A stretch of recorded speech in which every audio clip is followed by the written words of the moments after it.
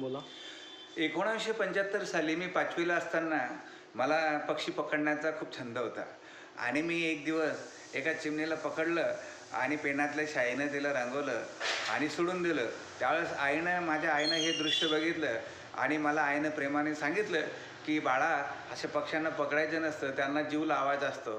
तेव्हापासून मी रानातले जे चिमण्या आहेत, आमच्या घराच्या अंगणामध्ये चिमण्या यायच्या, त्यासाठी मी त्यांना राळे, तांदूळ, बाजरी, राजगिरा असं धान्य मी अहोरात्र अहोदिवस मी टाकत राहिलो आणि त्यामुळं चिमण्यांची संख्यासुद्धा वाढली. नोकरी लागल्यावरसुद्धा मी त्यांच्यासाठी पाण्याची व्यवस्था, त्याचबरोबर घरट्याची व्यवस्थासुद्धा केली.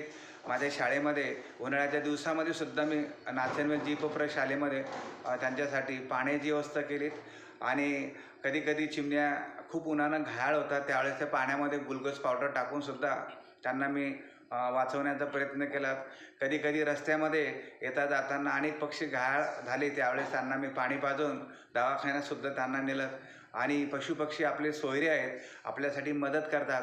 आज चिमणी दिवस आहेत, त्यामुळं मी चिमण्यांसाठी गेल्या 40 वर्षापासून मी त्यांच्यासाठी पाणी रोज न चुकता, त्यानंतर राळे, तांदूळ, बाजरी, ज्वारी, त्यानंतर भगर, राजगिरा यांची व्यवस्था मी माझ्या घरामध्ये घराच्या परिसरामध्ये केलेली आहेत आणि मला ते चिमण्या आनंद देतात.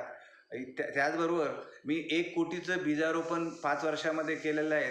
यामध्ये जांभळाचं बीज, त्याचबरोबर चिंचेचं बीज, बोराचं बीज रानामध्ये जाऊन मी त्या ठिकाणी टाकत असतो आणि त्याचं मला आउटपुटसुद्धा मिळालेलं आहे. अनेक झाडं मला निदर्शनास येतात, त्यामुळं मला आनंद वाटतो. तुकाराम महाराजांनी म्हटलेलं आहे की वृक्षवल्ली आम्हा सोयरे, वनचरे सुसुरे पक्षी आळविती. लोकशाही मराठी ऐका, पहा, जागरूक रहा.